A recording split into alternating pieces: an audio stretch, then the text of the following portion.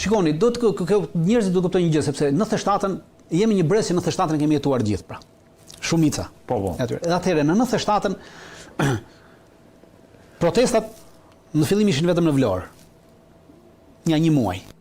Filluan në Vlorë, një muaj dhe askush nuk tërhoqën në një vëmendje të madhe, e izoluar. Në momentin që protestat u shpërndan në të gjithë Republikën e Shqipërisë, në Lushnjë, në Fier, në Shkodër, në Kruj, në Korçë, pra bëshin protesta në gjithë Shqipërinë. Kjo solli rrëzimin e autokracisë të Berishës. Sepse i tregoi që nuk është Shqipëria më me ty, nuk të do. Dhe e njëjta gjë duhet bëhet tash. Pra masivizimi nuk duhet vetëm në Tiranë, masivizimi duhet gjithandej. Faza e parë është masivizimi me një kërkesë të vetme, edhe atje një kërkesë rrëzim dorëheqja e qeverisë.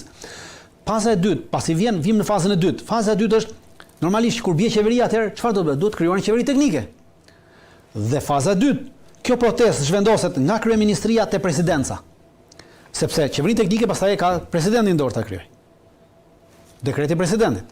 Dhe në këtë moment qeverinë teknike duhet krijuar me bazë të gjerë popullore, me njerëz profesionistë të fushës së digastereve institucionale, pra ministri i financave do të jetë ekonomist, ministri i shëndetësisë do të jetë mjek. Në qartë.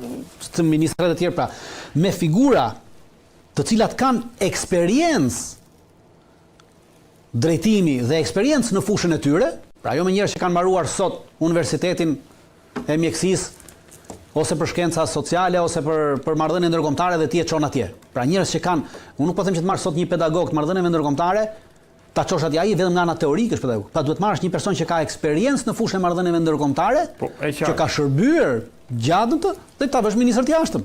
Por që ka treguar që nuk është pra persona të cilët janë apartiat, pra s'kan qenë antar partie, nuk janë antar partie, nuk janë antar shoqatash të këtyre shoqatave të sorës të këtyre tjerë që vinë vërdall, pra njerëz me integritet Shqipëria ka. Dhe këta njerëz i vë atje dhe pastaj pasi arrihet hapi i dytë, shkojmë në hapin e tretë. Kjo qeveri teknike ka për detyrë të ndryshojë, të bëjë një kushtetutë re dhe të shkojmë në referendum. Dhe në këtë kushtetutë pastaj ndrojmë gjithë ato që thatë juve. Ligjin zgjedhor, komisionin e zgjedhjeve, mënyrën e votimit të zgjedhjeve, ndarjen e Republikës, pra gjithçka e bëjmë me kushtetutë. Dhe shkojmë në këtë zgjedhje. Pra, masivizim, qeveri teknike, referendum kushtetues, për një kontratë të re kushtetuese. Dhe pastaj shkojmë në zgjedhjet. Kjo qeveri teknike mund të zgjasë 1 vit, 2 vjet, sa është e nevojshme le zgjasësh një qeveri teknike me profesionista, apolitike. Pra që i shërben popullit, i shërben këtij vendi. Dhe në këtë moment ti e ke thyer sistemin. Pse e ke thyer sistemin? Sepse kjo qeveri teknike nuk do të vazhdojë dot të njëjtat kontrata që ka bërë kjo qeveri. Nuk i vazhdon me ato kontrata. Dhe aty pastaj në këtë kushtetutë i fusim gjithë ato që diskutuam. Edhe kozgjatën edhe mandatin e një kryeministri, edhe mandatin e një presidenti, edhe mandatin e një kryetari bashkie, pra i fusim të gjitha aty, gjithçka, sepse hapet një debat publik për bërjen e kësaj kushtetute. Dhe pastaj siç e ke protestën, ke edhe debatin publik. Dhe në këtë debat publik marrim pjesë dhe ofrojmë të gjithë mendimin ton për bërë një kushtetutë më të mirë e cila do t'i shërbejë nesër fëmijëve tanë. Dhe atëherë kemi bërë demokraci. Dhe kjo është demokracia. Realisht kjo është demokracia. Demokracia nuk është të vi Dritani, të vi Redi dhe vendosim se unë e mendoj kështu, dhe do bëjmë kështu në bie tavolinë se kështu themun se është më mirë. Jo. Është debat publik demokracia. Dritan, po a nuk e shkatëron kjo sistemin aktual pak, a nuk e delegjitimon në opozitën, a nuk është kjo një ndihmë për Edi Ramën në momentin që opozita çahet në këtë formë? Atëherë, aktualisht nuk juve në rast se do të mendonim aktualisht në Shqipëri nuk ka opozitë. Në Shqipëri kemi një pozitë e cila është ndarë dhe luan. Në Shqipëri kemi vetëm një parti që 36 vjet është Partia e Punës, vazhdon të jetë në pushtet. Dhe Partia e Punës është ndarë në 2 grupe. Është ndarë në Partinë Socialiste dhe në Partinë Demokratike. Por vazhdon Partia e Punës të jetë në pushtet. Dhe këta kanë ndarë rolet.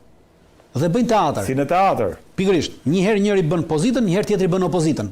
Dhe juve konsideroni kjo s'ka qenë në opozitë. Në Shqipëri kemi pasur një herë opozitë. Në Shqipëri kemi pasur pozitë në pushtet dhe pozitë jo në pushtet. Opozitë në Shqipëri nuk ka pasur. Dhe nuk vazhdon të mos ketë. Opozita e vetme është kjo që po ndodh. Prandaj edhe këtë opozitë ta bëjmë masive, se kjo është opozita. Në momentin që populli arrin të rrëzojë qeverinë me protesta të tilla pra, jo të dhunshme, sepse duhet të tregojmë edhe një gjë që nuk i përkasim atij sistemi. Jemi këta të rinj që kanë dalë janë më të civilizuar se neve, më. Dakor? Ne gjë e parë që të themi hajde të vrasim, hajde të presim, hajde të thyejmë. Jo, këta bëjnë një protestë civile. PS-ja dhe PD-ja nuk kanë bërë protesta civile. PS-ja dhe PD-ja protestat i kanë bërë të dhunshme. Dhe i kanë bërë të dhunshme me qëllim. Jo se nuk kanë mundur të bëjnë protestë civile, por i kanë bërë me qëllim. Sepse ti kur bën protestë të dhunshme, atëherë ti ndikon psikologjikisht te njerëzit. Dhe njerëzit janë të frustruar dhe thonë, mirë e bëm që e thyem, mirë ta thyem. Por në moment që ti shkon me këtë, atëherë ti vazhdon të mbash sistemin në pushtet. Vazhdon të mbash të njëjtat lidhje okulte ekonomike që kanë kjo opozita që ju thoni me pozitën. Që për mua janë një, është partia e punës në pushtet, vazhdon të jetë partia e punës në pushtet. E qartë. Për këtë arsye, shihni, këta atje po protestojnë, policia po rripo bën se hir. Pra nuk është me skafandra. Jo, Këtu policia s'ka dalë me skafandra. Pse s'ka dalë me skafandra? E para do thotë që policia nuk ka informacione që protesta do të jetë e dhunshme. Kurse kur policia del me skafandra, do të thënë që ka pas informacion që policia do të jetë e dhunshme. Dhe që kur e shef me skafandër, të sugjestionon. Kurse kur e shef nuk të sugjestionon. Prandaj po tregon një brez të ri që proteston ndryshe. Për një Shqipëri ndryshe që... Absolutisht për një Shqipëri të civilizuar. Se deri tash kemi një Shqipëri të marrë peng. Dhe po duam ta nxjerrim Shqipërinë nga pengmarrja. Prandaj këta që kanë dalë atje të protestojnë duhen mbështetur. Dhe le ta vendosin ata. Janë brez i ri. Ne kishim në dorë nuk bëm dot gjë. E patëm 30 vjet në dorë për të bërë dhe nuk e bëm dot ndryshimin. Po vajtëm pas njërit e pas e vajtëm si puna atij që vetë pas topeve të Dashit. Edhe neve vajtëm pas topeve të Dashit dhe Dashi në këtë moment një herë ishte quaj Nano, një herë Berisha, një herë Meta, një herë Rama, se ndoshta i binin topet Dashit dhe ne përfitonim në gjë. Pra ne u gënjyem nga topet e Dashit. Kurse këta nuk po gënjen nga topet e Dashit. Ta duan Dashin ta presin. Dhe të bëjnë dasëm. Se ti nuk mund të bësh dasëm pa e prerë Dashin. Nuk mundon dasëm me tope. Dasëm do të bësh me Dashin. Prandaj duhet i përkrajmë ta që ta presin Dashin dhe pastaj le ta vendosin vetë. Në rast se këta duan që 30 vjetët e tjera të jetës së tyre të vazhdojnë skllavërisin neve, atëherë është problemi i tyre, nuk është problemi jon. Por ama ne duhet i përkrajmë këta që në këtë që protestë që kanë. Vendimarrja pastaj është e tyre, nuk është e jona. Prandaj them kundër protagonizmit, nuk mund të bëjmë ne protagonizëm. Ne kemi mbaruar kohën e protagonizmit. Nuk na takon neve. Në rast se këta duan të bëjnë nesër çfarë do lloj qeverie, në rast se do na marrin një mendje, do japim një mendje për më mirë. Por nuk mund t'ju marrim tyre vendin, nuk mund t'ja marrim tyre jetën. Është jeta e tyre, nuk është me jona. Është koha e tyre. Absolutisht. T'ju lëm kohën e tyre. Vendimarrja është e tyre. Dikur edhe këta do dalin jetë. Le t'ja lëm këtë vendimarrje atyre. Këta kishin guximin që ne s'e kemi. Dritan, të falenderoj shumë. Ju faleminderit edhe ju. Në këtë pjesë të emisionit është bashkuar me mua Vudi Gjymshiti, koleg gazetar. Vudi, kënaqësi që të kam. Përshëndetje, faleminderit që më keni ftuar. Në pjesën e parë fokusi do të mbetet tek zgjedhjet në Kosovë në datë 7, e gjithë Kosova do të jetë në zgjedhje. Vudi, si po e shikon situatën? Situata është shumë e qartë, domethënë që kemi një strukturë politike që në 6 vjeçarin e fundit që ka qeverisë me Republikën e Kosovës, është përpjek me ba reforma në drejtësi, është pengu, është përpjek me ba reforma për ta luftu krimin organizuar dhe korrupsionin, është pengu, është përpjek dhe përkundër që është pengu, jo vetëm nga opozita, por edhe nga faktori ndërkombëtar, suksesshëm e ka shpartalluar instalimin sistematik 20 vjeçar të kthetrave të Serbisë në Kosovë. Kjo është ajo strukturë politike që po vazhdon me garu për vendin e parë të privilegjit të besueshmërisë së qytetarëve të Republikës së Kosovës për me majtë çelësin e shtëpisë. Pjesa tjetër e partive politike të përbashkëta opozitare që kanë qenë për 20 vjet në pushtet e që po garojnë duke qenë arsyeja kryesore pse vendi po shkon për të tretën herë në zgjedhje parlamentare mrena 16 muajve, janë ato parti politike që në rend të parë i kanë shkaktu këtë zgjedhje, në rend të dytë, kur kanë qenë në pushtet për 20 vjetë rresht gjatë mandatit të tyre rotativ, janë vra komandantët e luftës çlirimtare, janë vra politikanë aktivist, janë vra gazetar. Sepse ata të vrarët, që sot mund t'i quajmë heroj, e kanë kundërshtuar një grupacion banditesk e mafioz, që me të drejtë janë quajtur edhe shpesh edhe nga gazetat ndërkombëtare, si është Guardian, New York Times e të tjera, si që kanë quajtur edhe emëruar edhe çdo raport ndërkombëtar i komunitetit të inteligjencës, duke përfshirë raportin e NATO-s.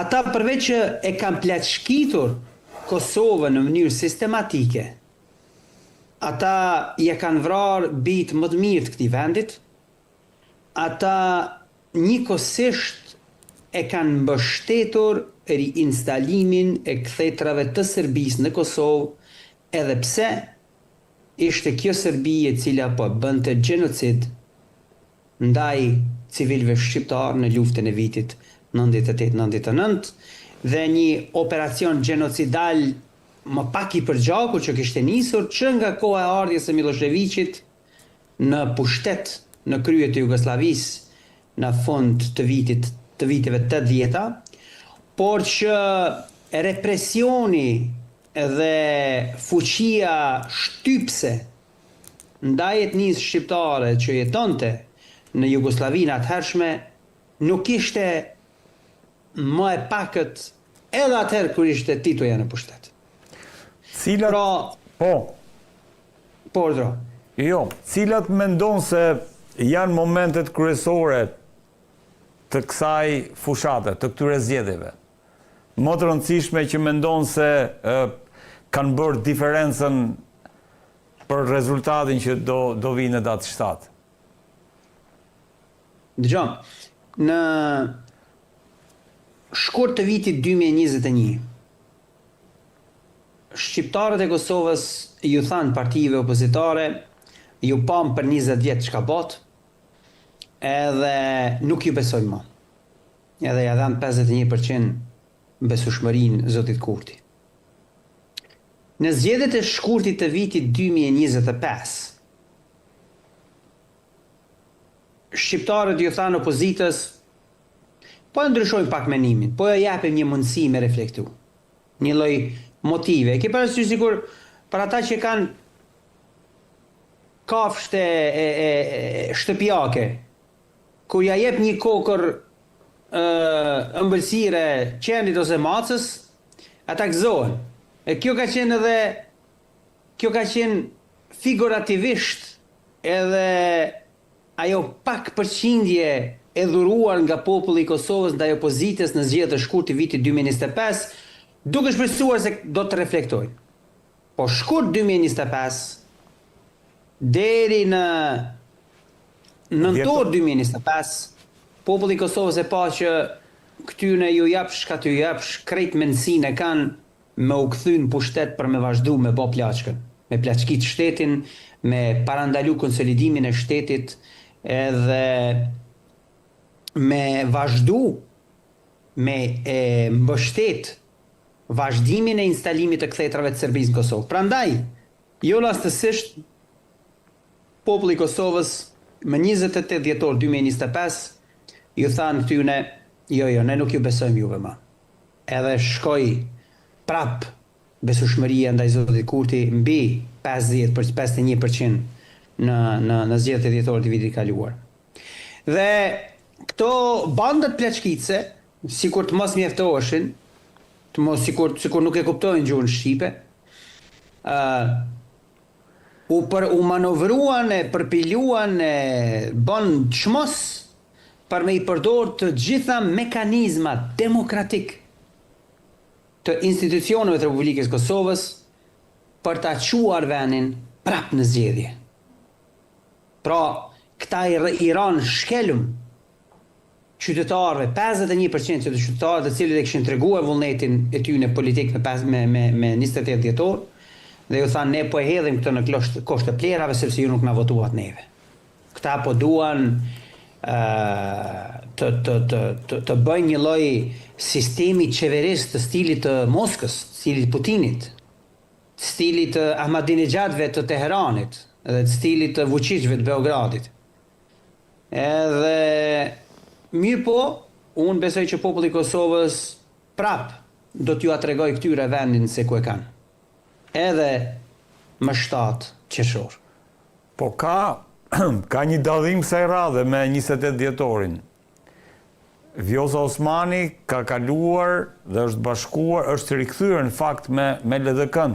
Sa mendon gjatë këtyre ditëve, sa mendon se kjo lëvizje do të prodhoj një rezultat i cili mund të përkthehet nesër në një mundësi për një krizë tjetër në Kosovë?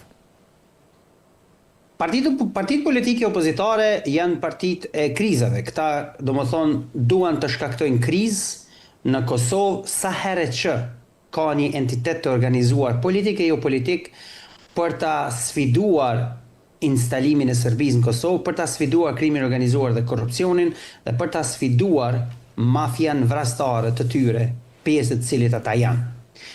Prandaj unë nuk do të habitem as pak nëse këta do të vazhdojnë të njëjtën rrugë, sepse këta nëse nuk do të vazhdonin të njëjtën rrugë, do të ishte vërtet me u habit. Domethënë këta nuk janë më ata të cilët na kanë treguar se janë. Por kalimi i zonjës Osmani në LDK ka shkaktuar edhe dëbim të një numri të madh të elektoratit të LDK-s. Nga LDK-ja në drejtim të partisë në pushtetëve të vendosje. Sepse përkundër sharjeve të vazhdueshmeve, dezinformatave, gënjeshtrave të një pas njëshme në pikë të ditës. Madje merreni me mend. Veç shikojeni këtë detaj. Jo që i gjithë spektri i politikanëve të partive të përbashkëta opozitare kanë histori verifikueshëm të konfirmuar të përfshirë në rrjetet krimit të organizuar. Gjatë mandateve tyre janë vrarë politikanë, komandant luftës e gazetar. Kanë plaçkit deri në palc, kanë nënshkruar krejt të gjithë në mënyrë të përbashkët, kanë nënshkruar marrëveshje ndryshme që i kanë favorizuar Serbinë në Kosovë. Po kemi edhe të tillë sikur